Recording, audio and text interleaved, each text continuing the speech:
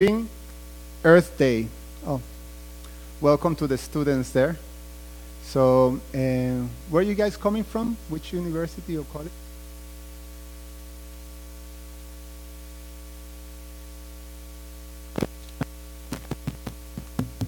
Microphone.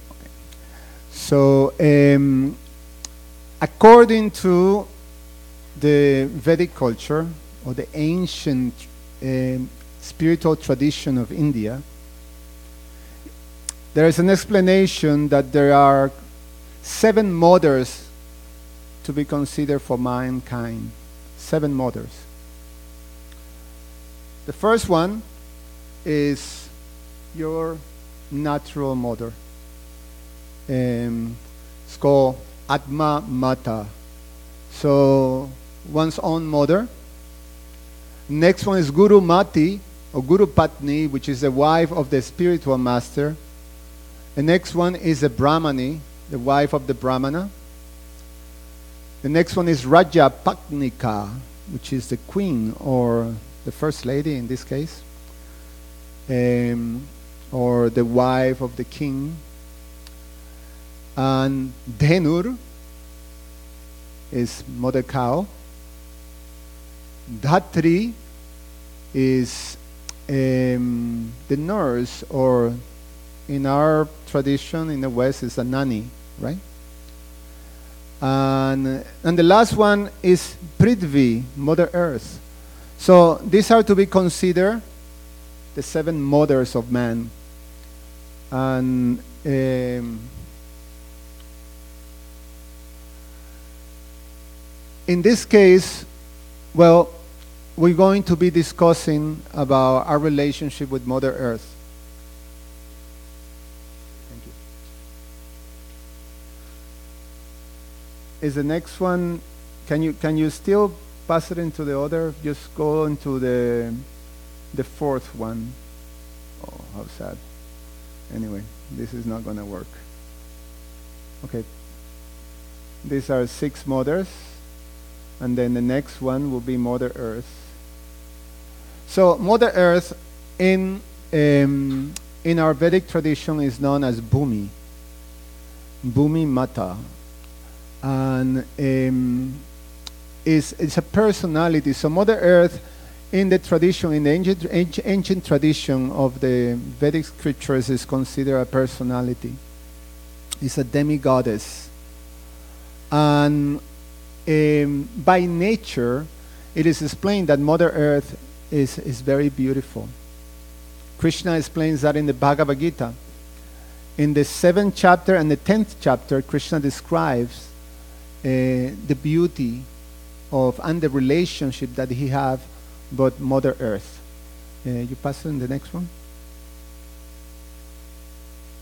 Oh, okay. We have this one working.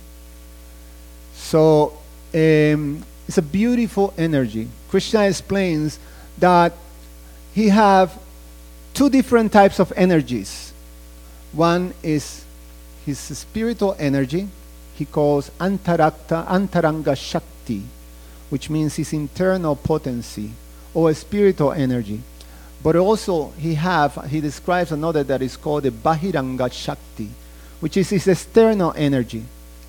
And this external energy is his material energy, and is comprised of 5 gross elements.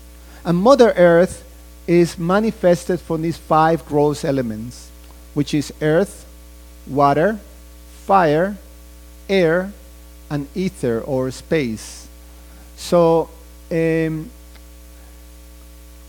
by nature, or by its own nature, Mother Earth is very beautiful because it comes from Krishna, and Krishna is considered the most beautiful and the most attractive. Krishna is very beautiful, so by nature, Mother Earth is very beautiful. So that is something that we naturally appreciate when we are in contact with Mother Earth.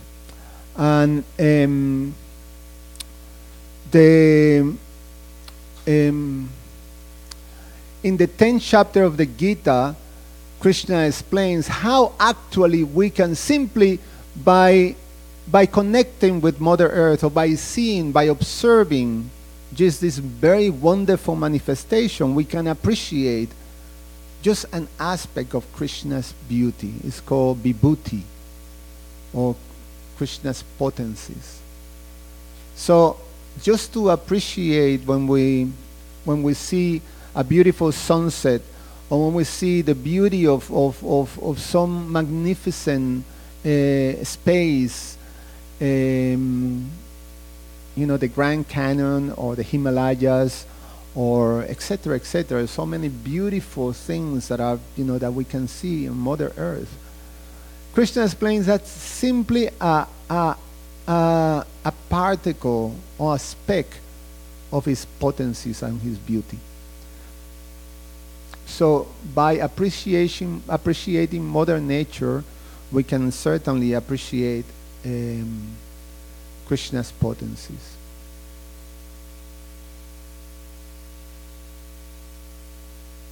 So the relationship that we human beings have with Mother Nature has been established by the Creator, by the Supreme Personality of Godhead. And the understanding and the part that we have to, as mankind, to understand is that we have to live in harmony with that full creation of the personality of Godhead. I'm actually whining a little bit because I had the whole thing set up for you to see and I'm explaining, so now I have to make it, graphic. So bear with me.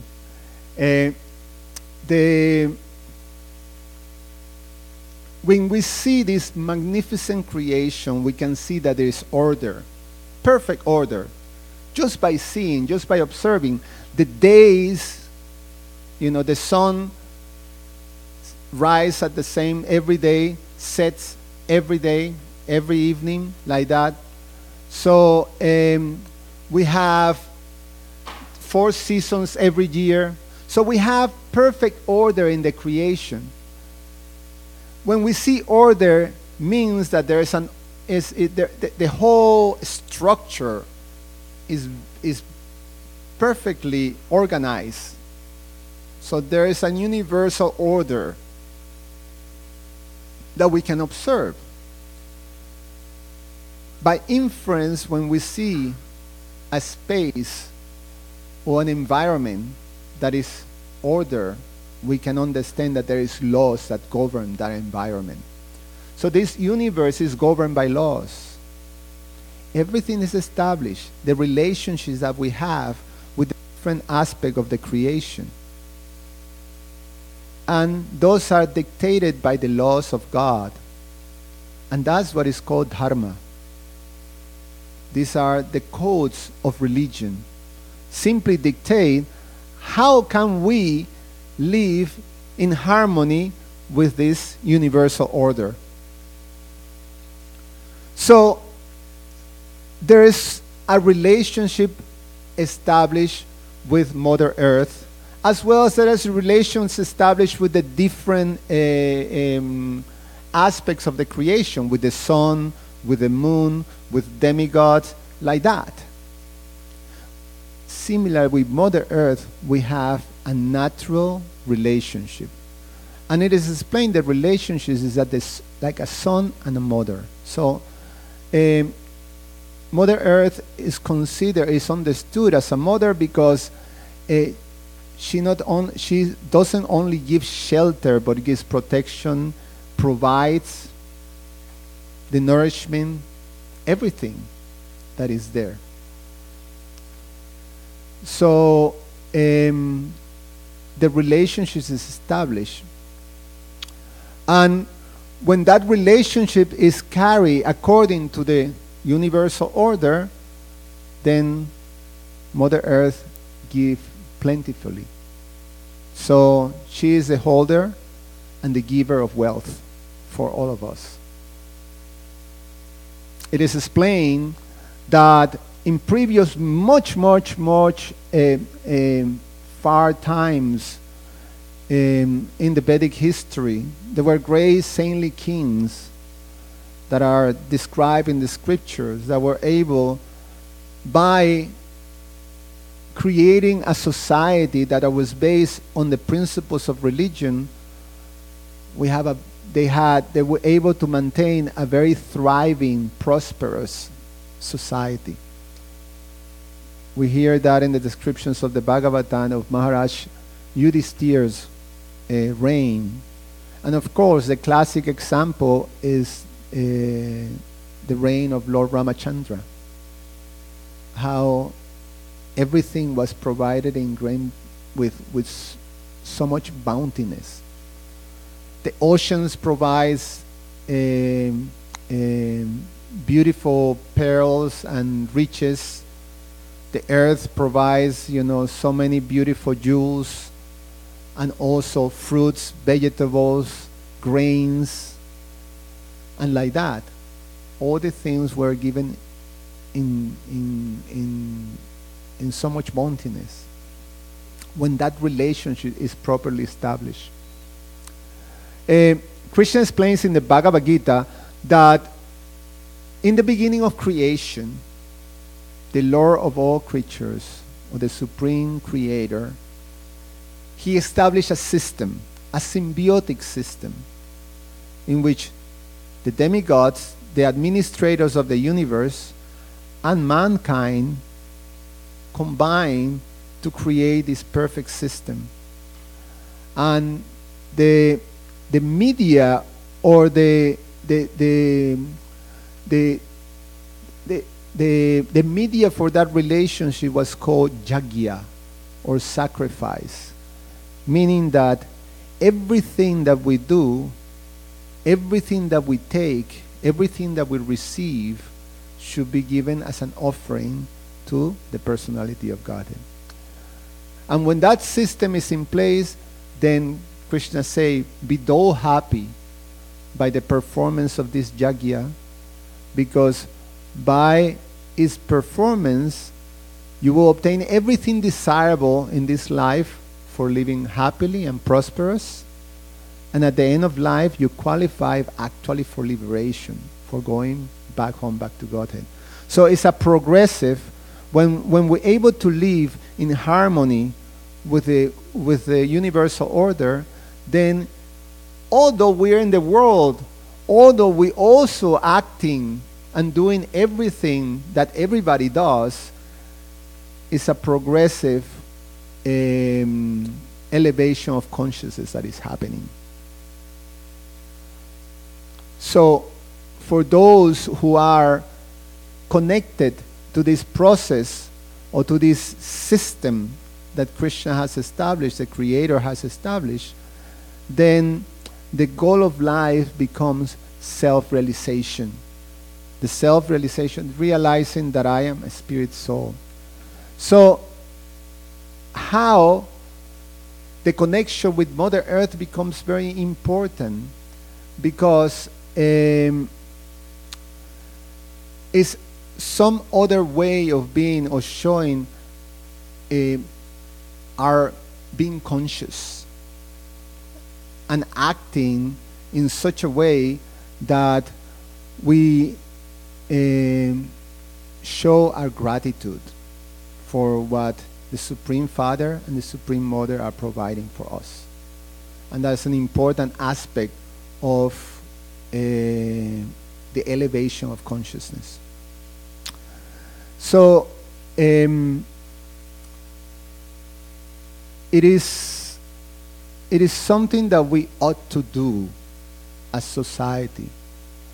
We have to come to the point of being able to live in full harmony with nature and with this whole material manifestation, and in other words, that we're able to embrace the directions and the laws that the Creator has given us to act. And like that, if we're able to do that, then we can live very happily. Then actual happiness is possible. Even in this material world, which is a place in which happiness is very difficult to sustain, actually impossible to sustain, just by design. So it's a great opportunity to meditate especially today that the world is celebrating Earth Day, of rekindling that relationship. Because the fact is that the reality is that because of the influence of this modern world, the modern society, we're becoming very disconnected, extremely disconnected in our relationship with Mother Earth. And what to speak with Mother Earth? Actually, all the 7 mothers, including our own personal mother, families are becoming more and more disconnected. It's something that is just part of the reality of modern society. But with Mother Earth, it's very, very apparent. Actually, I was going to play a video. I don't know if you can actually be able to do it there. Where is my technical helpers in their computer? And the video is not going to come out in there. You have to actually play it from the file, the big one. This guy is a very talented a person who does animation, and he does a lot of social commentary through his art of animation, and he did this video on the effect that modern man has on Earth. You found it?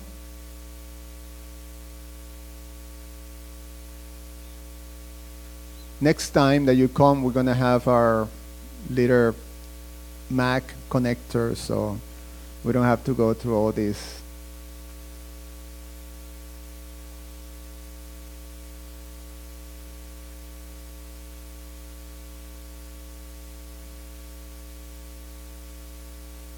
You don't have it?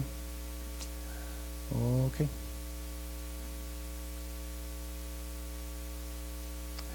All right. We forget about that.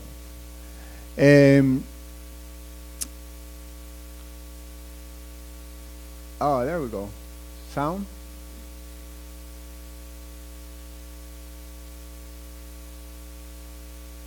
You have some nice sound too.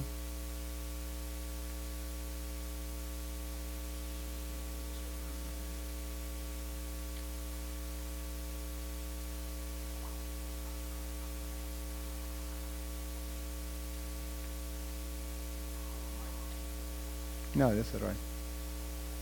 Don't cover it.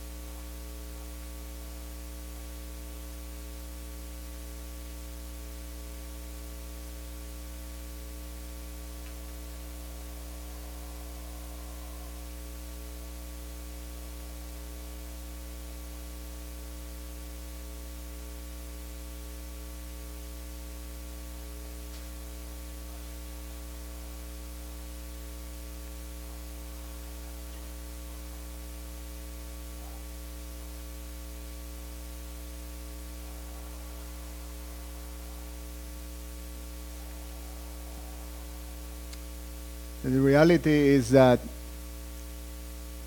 it is depicted here in a very, very, sort of exaggerated in one sense, but it's happening. Is what we find nowadays happening in this world. Srila Prabhupada explains. He says this in his purport that.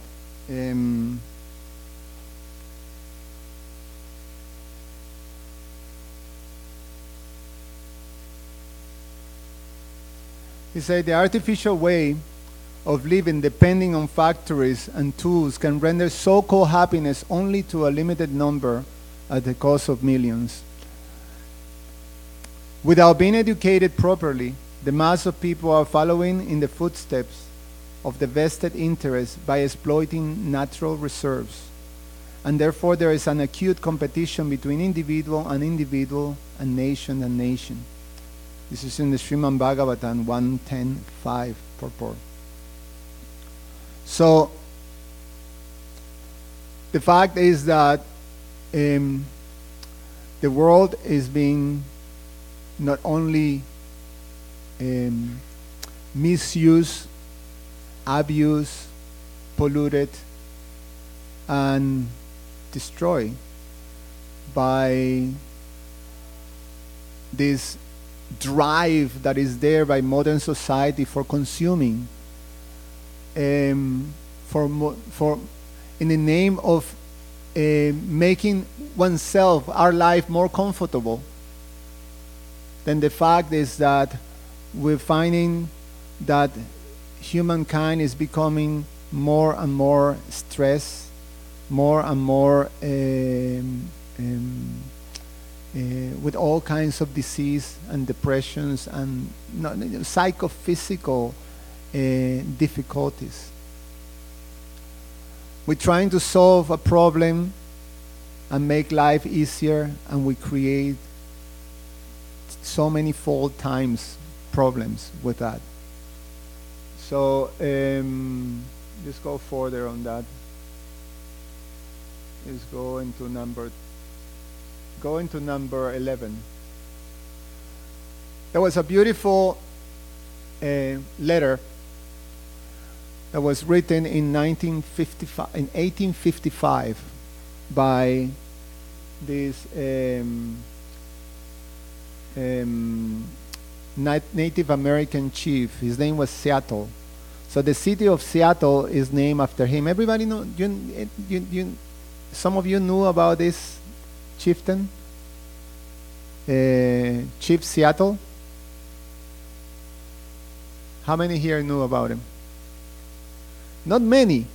And his voice is very important in the environmental movement, but it's hardly known. But the fact is, one city in this country has been named after him, the city of Seattle.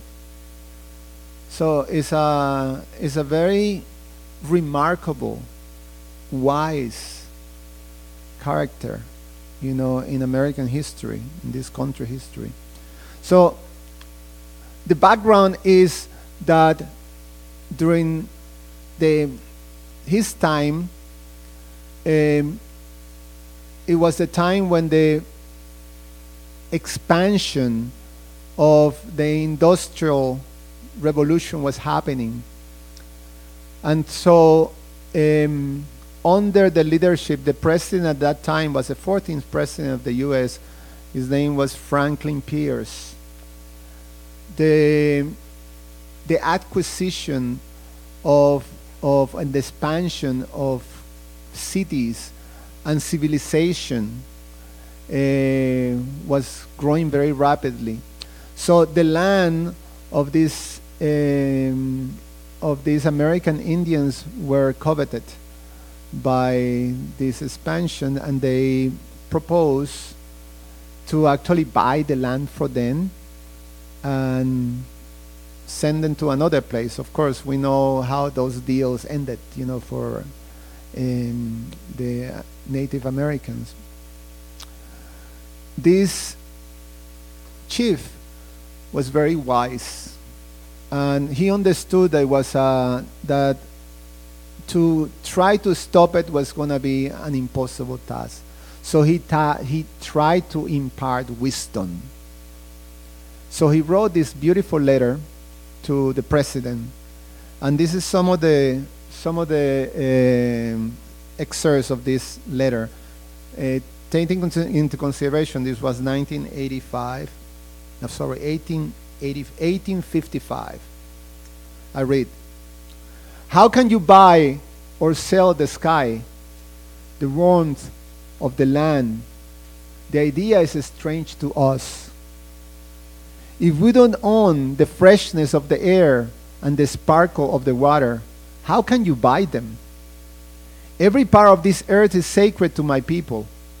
Every shining piece of needle, every sandy shore, every mist in the dark woods, every clearing and humming insect is holy in the memory and experience of my people.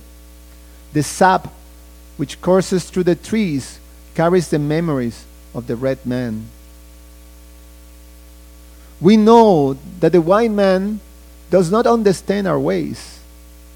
One portion of land is the same to him as the next, for he is a stranger who comes in the night and takes from the land whatever he needs.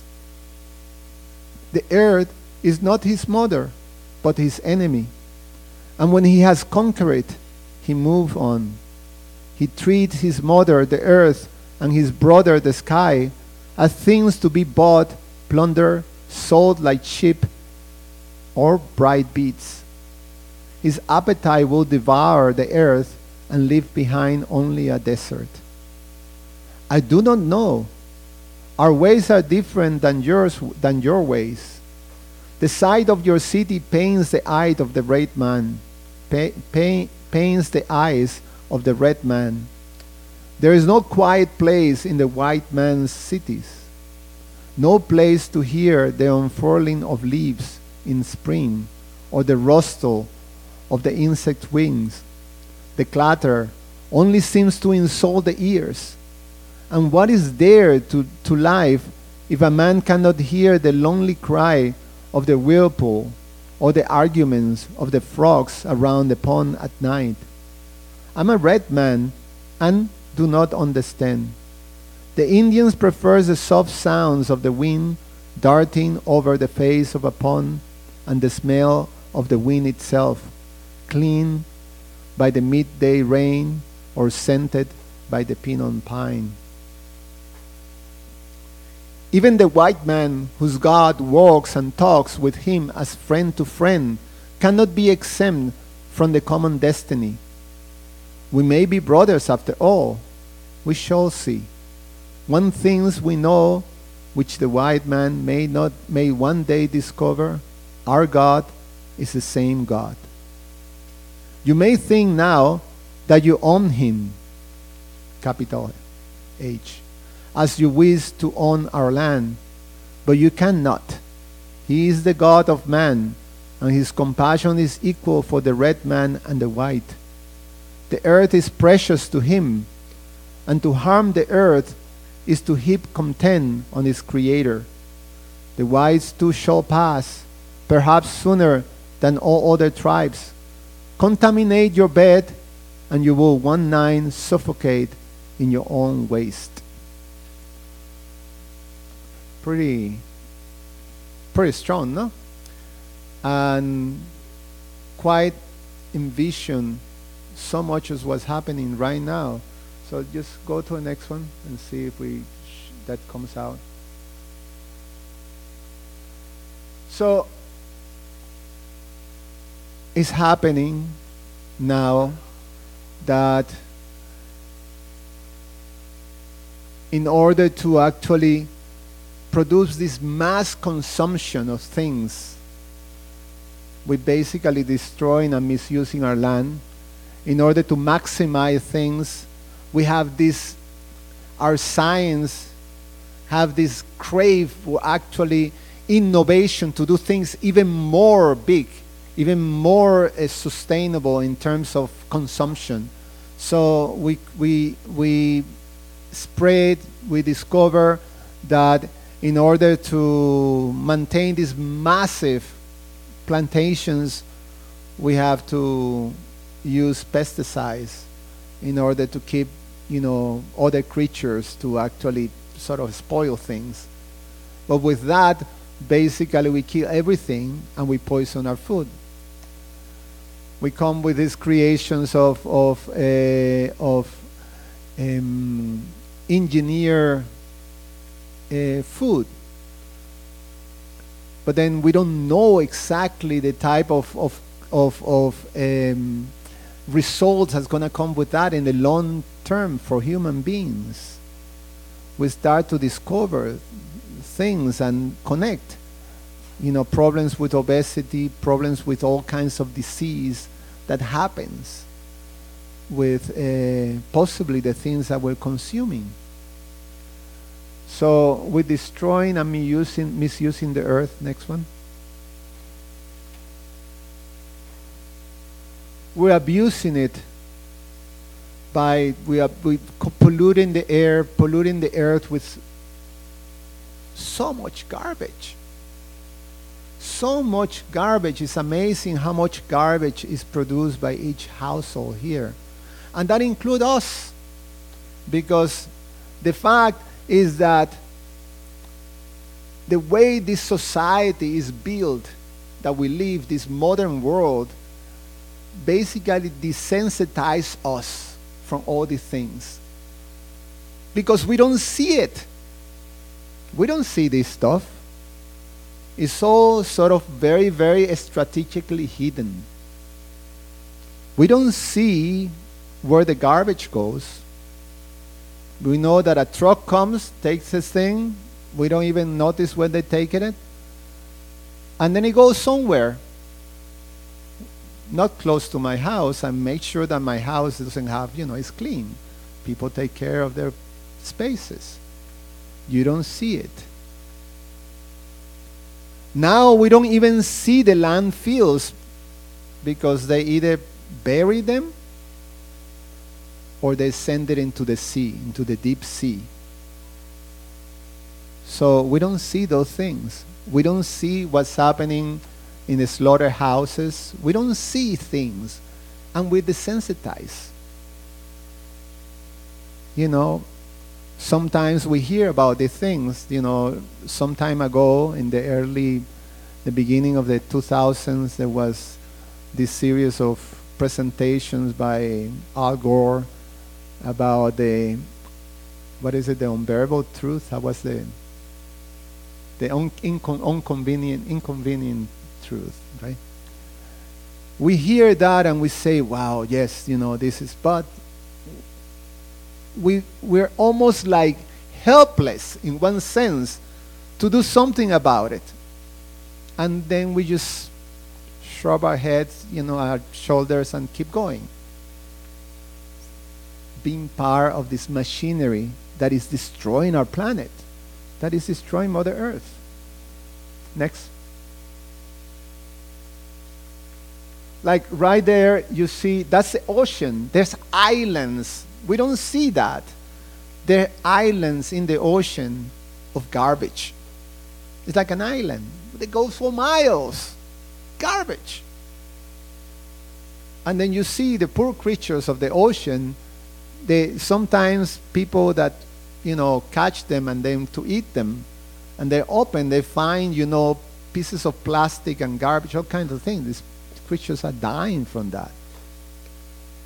What to speak of pollution of our waters. So we're polluting our earth, we're polluting our air, we're polluting our waters, and this is happening.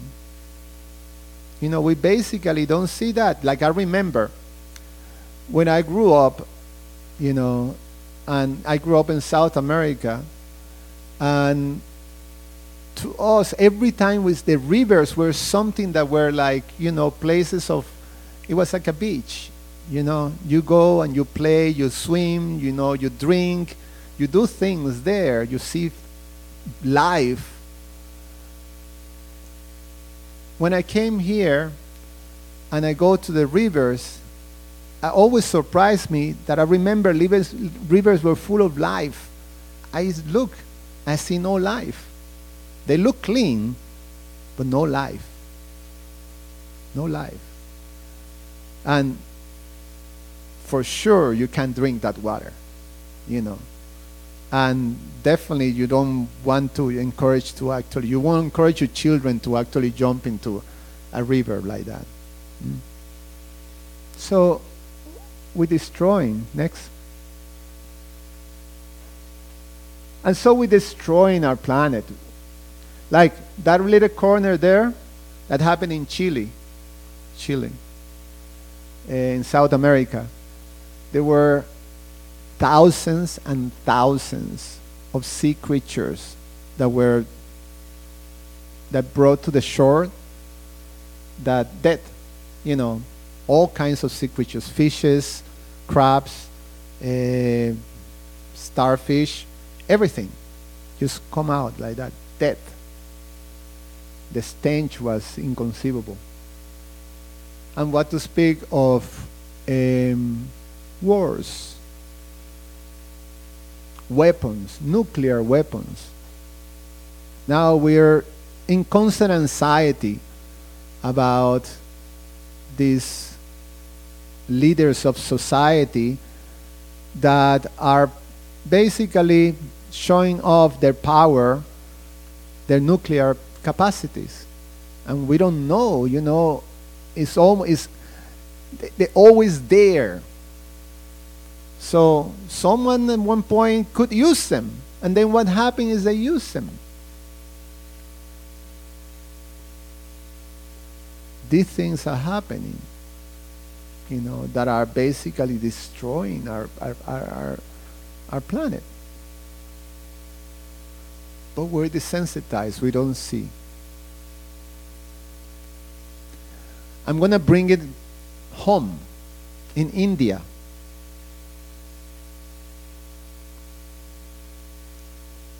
In India, the modes of nature are not hidden.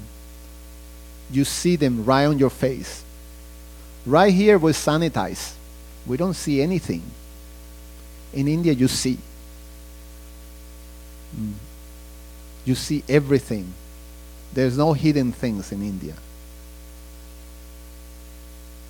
But still, surprisingly enough, I found that there's also much disinterest and also desensitized by, you know, the Indian population in terms of what to do, or to do something about it. In fact, it's almost like Indian population embrace these things as, you know, a life of progress. Next one. Yes. The rural culture is looked at something that is of, you know, from the past, that is how would you say, underdeveloped or not developed, you know, like third world type of country, you know. Like that beautiful culture, I'm sure most of you that come from India, you have the experience of beautiful towns, villages, that is still people cook with cow dung and wood. That is still that they build their houses with earth and, you know, how you say, like the thatched roofs. That is still they till the land with the oxen. That they move around, you know, in horses and in bulls and buffaloes like that. And everything is slow, but you can see they're so happy. They may be not wealthy, but you can see, you can feel, you know, the cleanliness and the happiness. You see the children playing with a little, some wooden toy that they make, and they roll in the floor, and they're happy. So a culture that that grows their food. And it's a culture that's been systematically eradicated. Because we see also when we go now, when we travel, I haven't been in Brindavan. Last year I went to Brindavan after 17 years. Circumstantially, I was not able to go for that long time. The last time I was in Brindavan was in 2000. And it was very different than it is right now. And things are degrading, very, very, very bad. Next one. So what is now India is that this following the West is taking up. So basically is making your places, the places in which people live, almost unbearable. Pollution, air pollution is off the roof. Actually, that was the thing that affected me when I visited this last time. I spent a month and a half. I came with an infection in my, respiratory tract. That it took me almost like a month to get rid of that thing. And most devotees that I knew, they were having some problems with that. Because the air pollution was so big, and it was just Vrindavan. It was not, Delhi or Mumbai or Calcutta, I mean, that's a picture of Delhi. How can you live in a place like that? That's Mumbai over there. And Mumbai I remember in 2000 it used to be also like that. I used to remember this right here. That was, just a regular sort of train that goes, after what is it? The rush hour. That's a regular rush hour in Mumbai for, the students that are there. Who has been in the rush hour in Mumbai, in the train? You just go, you don't even have to move. You go in and go out without even moving, You just have to sort of move your head this way and then, okay. You go by itself because you get the crowd taking you. It's unbearable. That's what is creating the whole thing. People throw their garbage. Just like, right, I'm living right here, I throw my garbage right there. So, in the rural culture of India, people used to throw their garbage. But what was their garbage? It was everything that was biodegradable. The plates were made of leaves. The containers were made of clay. So you throw, and then it comes the animals, and they eat everything, and everything gets clean. The water was not polluted because people will go into the fields. This invention, okay, is the side. Remember, for a Western person, you see someone defecating in the field, and you feel like, oh my God, this is completely uncivilized. Like, I cannot do that. I need to sit in my toilet in the bathroom, like quietly and happily, no one, like privately, right? Otherwise, it's impossible. But with that creation, what happens? Now, we cannot enjoy our waters. We're polluting our waters. In my grandparents' home, there used to be what is called a latrine, right? In India also you have that, separate from the house where people live. So you go there, and it was a hole, but also it was not very pretty, and it was retired because the smell was, it was not, like that. But there was no contamination. There was no contamination. So we solved the external thing, but we created a huge problem with contaminating our waters. So we're making our life unbearable. So what can we do now, people, devotees, everybody? What can we do? We as devotees are ought to actually show an alternative. We preach, we actually discuss about being conscious, Krishna conscious. Our movement is called the International Society for Krishna Consciousness, God consciousness. And if we remain unconscious about these things, what kind of message are we, given? We have to do something about it. We cannot remain desensitized.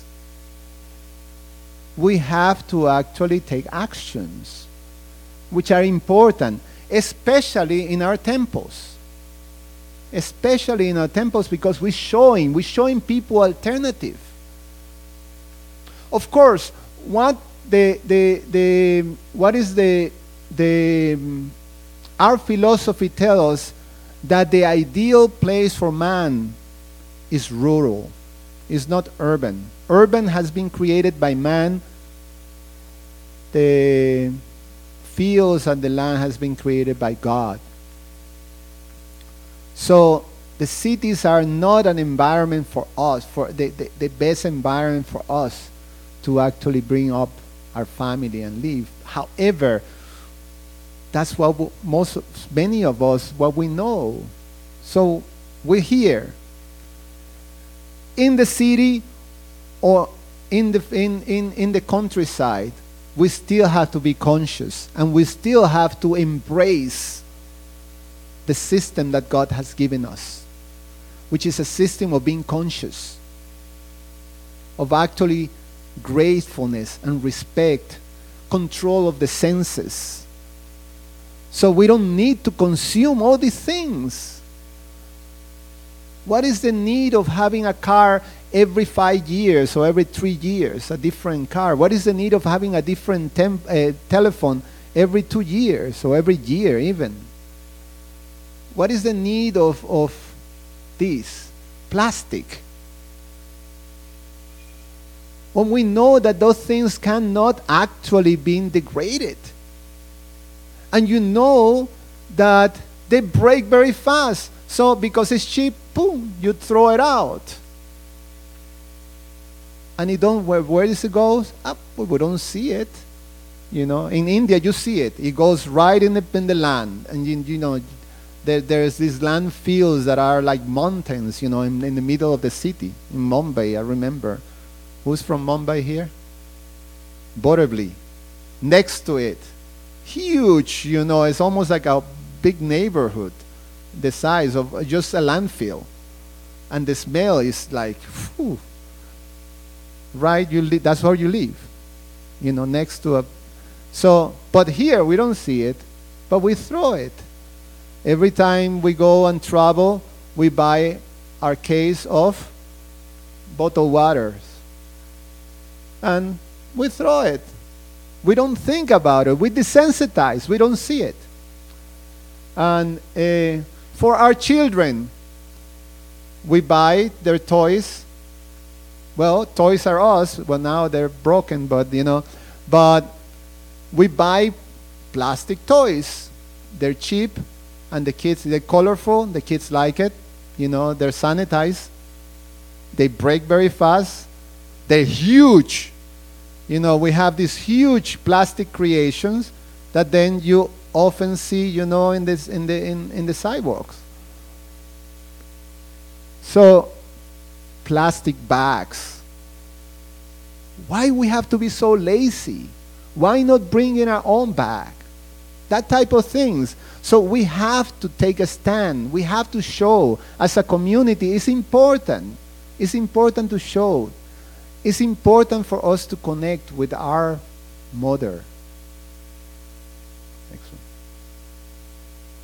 Recycle. Reuse, reduce, and recycle. I remember one of the things that you can admire in India is that people repair stuff. So you see cars of the 40s still running like quite nice. The ambassadors and that type of thing, right? Remember? You go into these elevators that, they look like they were from, a movie of whatever, those ancient movies that you see. They're still working, People repair stuff, reuse stuff. We're not. Our actual culture is,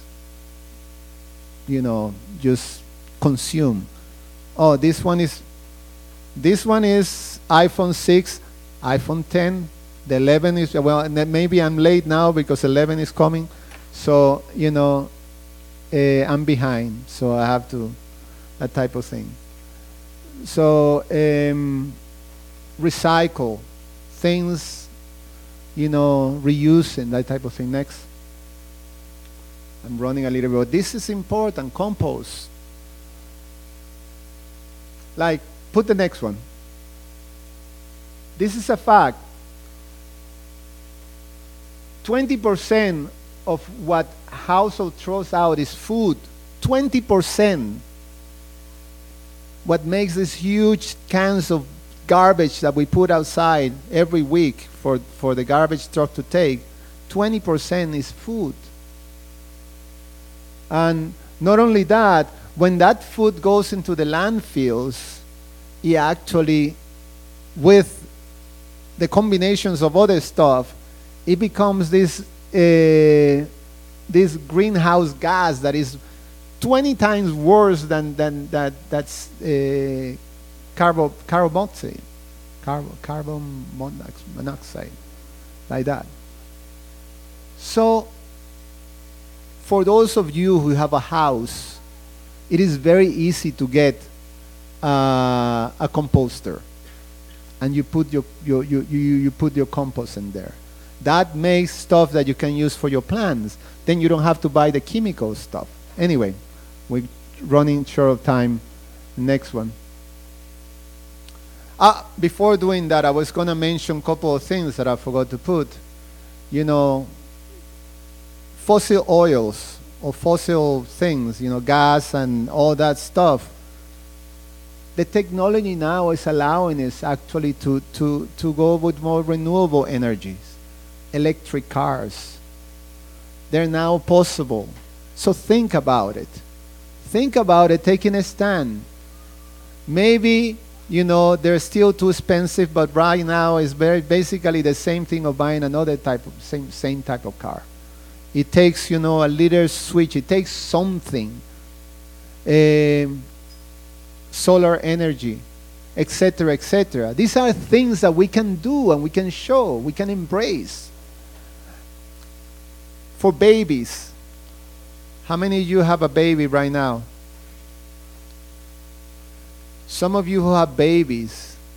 When I grew up, when many of you grew up, we didn't have the disposable Pampers stuff, right?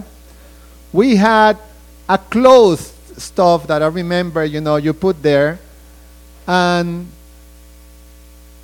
you wash them. The thing is that, okay, we have to solve is smoochy, touching the poo-poo of the baby is not very, nice.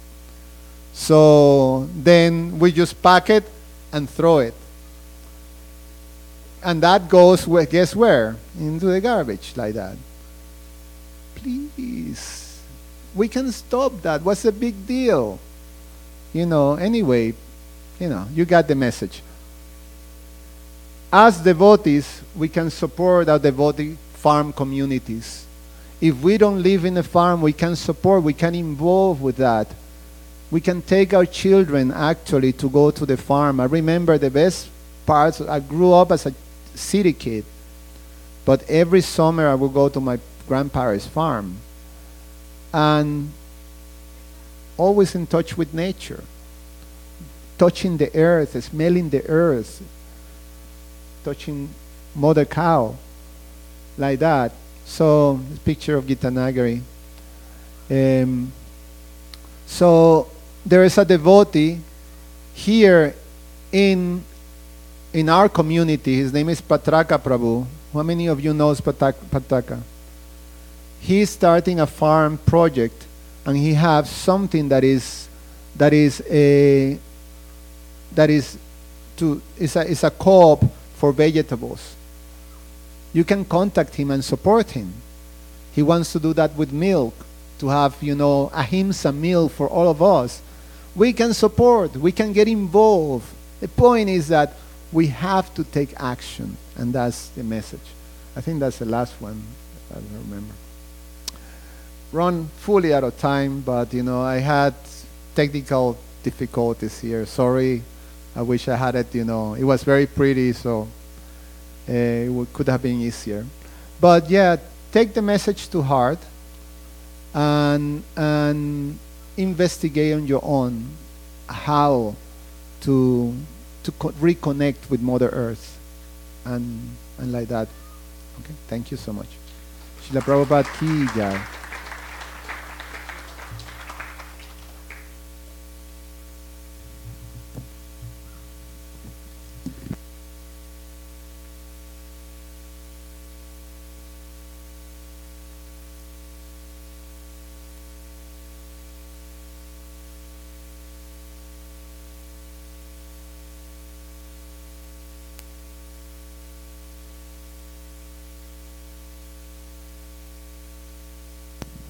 All right, so thank you, Prabhu. Thanks for a wonderful lecture. And today you really connected something we often ignore. So thank you so much. So again, those of you who joined a little bit late, again, welcome to all of you. Our Sunday program starts at 4:30. So 4:30 we have wonderful kirtan, and 5 o'clock we have Aarti. So in case you are not aware of, please try to come by 4:35. You can be part of the wonderful kirtan that we perform. Some other quick announcements. So we are celebrating Narsingha Chaturdasi, and this year it is doing in a very special way. So on Sunday, that is on 29th, we are starting Yagna home here in the temple, and so everyone can participate. Like if you remember last Sunday, Mataji announced that we'll set up a Yagna here, and during the program we all can offer the Homa, and then we'll keep reciting the mantras. It's a very, very auspicious, but ensuring that we create the right space for everyone. You may have to register. So there is I think front desk, there is a registration booth. Please put your name, and I think everybody should put your name, because what happens most of these occasions, people just come in the last and ask, can you put my name, and it makes very, very difficult for the people who really put the effort. So please, my humble request to all of you that please put your name, or if you can't, then that's fine, then, but don't keep it for the last minute. I hope you understand. Also, temple requires a lot of volunteer. Again, many of you are already participating, but that's good, but we need more. So please, please, please plan out a little bit of extra time from your calendar, however way you can help. There are various kind of help you can provide. You can provide physical help, you can provide financial help, you can provide many other ways. There are a lot of people who can help you, but please come forward. We need people from sales, marketing, advertisement, and any skill that you have we can use for the service of our Lordship. So raise your hand, come and see me. I will engage you whatever way I can. All right. So then two other announcements. Temple construction. So temple construction work, I have posted some of the details, is going on its way. There are last minute city approval is needed. and based on that, if everything goes well, by second, third week of May, you will see the digging process starts, but that will be mostly for the utility. Our bidding process for the building construction is already in process. There are 5 responders. They are responding to RFP. Then 1 will be selected and given the contract.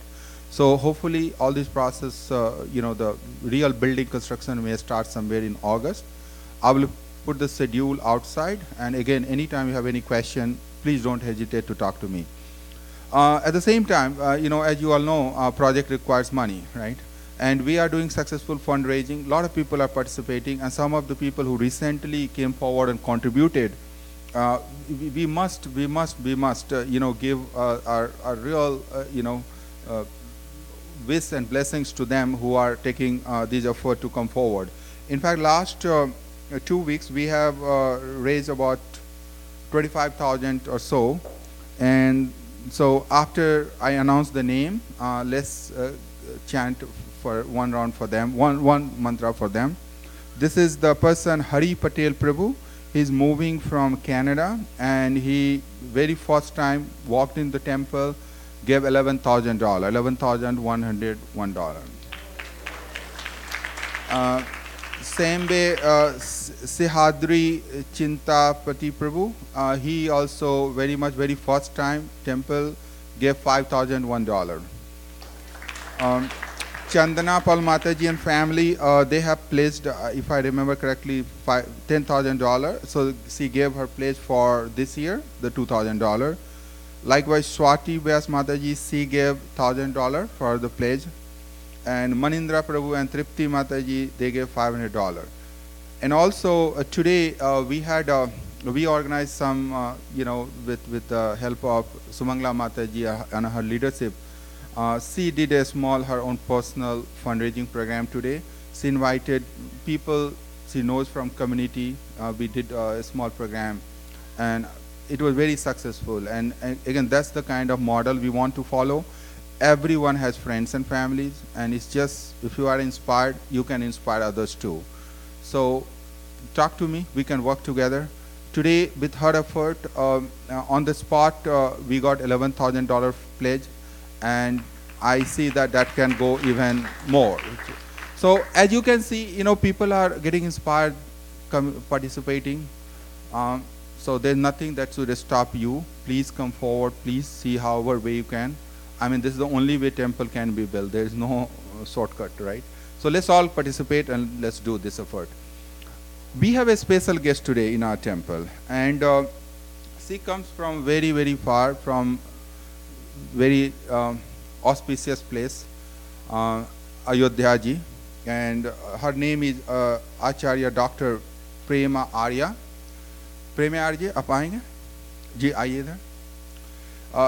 She is from Indian consulate, and as you know, the yoga is being driven as one of the key messages these days across the world by none other than Indian Prime Minister. So I think they are the delegates of those messages. हाँ जी. नहीं आप बोलिए. She will speak in Hindi. Again, many of you won't follow, but I will try to translate a little bit. Okay. आप बोल. ओम विश्वानि देव सवितर्दुरितानि परासुवा यद्भद्रं तन्नासुवा यद्भद्रं तन्नासुवा. सबको सादर नमस्ते. हरे कृष्णा. श्री कृष्ण भगवान की. बहुत अच्छा लगा यहाँ पे आकर के. बहुत ही पुण्य कर्मों का फल होता है ये, जो हमें इस तरह के अवसर मिलते हैं, मौके मिलते हैं परमात्मा के पास बैठने का, अच्छे अच्छे सत्संग सुनने का. इतना गहरा सत्संग के माध्यम से इन्होंने कितनी बड़ी बातें बताई है. मैं धन्यवाद करती हूँ ईश्वर का कि ऐसे मुझे अवसर मिला है. मैं प्रेरणा आर्या हरिद्वार से हूँ, इंडिया में हरिद्वार से हूँ। वेदों में मेरी पीएचडी है। भारत सरकार ने मुझे योगा और इंडियन कल्चर के लिए चुना है। तो मैं आप लोगों को आभार व्यक्त करती हूँ कि आप लोग मुझे यहाँ सुनने के लिए आए हैं। भगवान श्री कृष्ण कहते हैं गीता में, योगा कर्मसु कौशलम, जो योग है, आपस में अच्छे अच्छे लोग जब जुड़ते हैं और जुड़ कर के जब किसी विशेष लक्ष्य की तरफ जाते हैं, और उस विशेष लक्ष्य का नाम है परमात्मा, जिसके लिए हम निरंतर प्रयास करते हैं। तो जब हम परमात्मा की प्राप्ति के लिए एकजुट होकर के चलते हैं, उसका नाम है योग। अपने कर्तव्य का अच्छी प्रकार से पालन करना, भी जो बता रहे थे किस किस वस्तु का कैसे प्रयोग करना है, अपने कर्तव्य का सही सही पालन करना, भगवान कृष्ण ने इसी का नाम योग कहा है। सुख में, दुख में, मान में, हानि में, लाभ में, हर स्थिति में एक समान अवस्था बनाए रखने का नाम योग है। तो मिलकर के हम सब योग के मार्ग पर चलेंगे। आपको बता दें, हमारे माननीय प्रधानमंत्री जी और माननीय सुषमा स्वराज जी, इन सब ने, जो हमारी भारत सरकार ने मिलकर के एक बहुत अच्छी योजना बनाई है, और उसमें इंडियन कल्चर को आगे बढ़ाने के लिए, अपनी जो स्पिरिचुअल नॉलेज है उसको आगे बढ़ाने के लिए 100 देशों में इंडियन कल्चर के टीचर्स को भेजा है। 100 देशों में, हर कंट्री में अलग अलग एक एक इंडियन कल्चर के टीचर को भेजा है। तो हमें भी अवसर मिला है आपकी सेवा करने का। कोई भी आपको मेरे लायक सेवा हो, सारे वेद, सारे उपनिषद, रामायण, महाभारत, गीता आदि जितने भी अपने ग्रंथ हैं, उन सब की ईश्वर की कृपा से मुझे नॉलेज है, और प्रयास करूंगी आपकी सेवा करने का। एक आप लोगों को निमंत्रण दे रही हूं, और कौंसलेट की तरफ से निमंत्रण है। हमारी नीता भूषण जी जो कौंसलेट जनरल है, उन्होंने आपके लिए निमंत्रण भेजा है। 16 जून को हमारा मिलेनियम पार्क में बहुत अच्छा योगा डे मनाया जा रहा है। तो आप लोग, विशेष आमंत्रण है, इसीलिए मुझे भेजा गया है और आप लोगों ने बुलाया है कि विशेष आमंत्रण आप लोगों को दिए। तो मैं आप लोगों का हार्दिक अभिनंदन, स्वागत करती हूँ, धन्यवाद करती हूँ। कोई भी मेरे लायक सेवा हो, मैं आपके लिए हमेशा तैयार हूँ। धन्यवाद। I think most of you have already followed, but look at the confidence and guts that you get by following these principles. So she's not just here, she came all the way from Chicago just to speak these 2 minutes to you and inspire you to come for the yoga day. In fact, last year they did it in Naperville, and we participated. Our Gaur Gopal Prabhu was one of the chief guests, and that's where we build our relation. So this yoga day is on June 16th, on Saturday, and it's in Millennium Park. You all are invited. Please come. It is really good. You know, I saw a lot of devotees were there. Time is 11 o'clock. It's the inauguration, and then there were more details.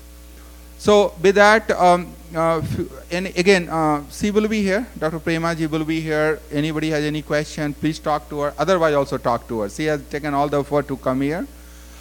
We have a last announcement, and that is for our Sunday feast. People has taken effort to sponsor our Sunday feast, and I think that we have 2 sponsorship. One, Aditya, seeking the blessings of devotees, and second is our family. We are sponsoring, celebrating Risa's birthday. Risa turned 14 on 20th. So let's. Oh, thank you. See, clapping from there. So let's chant one round together, and then we'll go take the blessings and go for prasadam. Hare Krishna, Hare Krishna, Krishna Krishna, Hare Hare, Hare Rama, Hare Rama, Rama Rama, Hare Hare. Srila Prabhupada ki jai.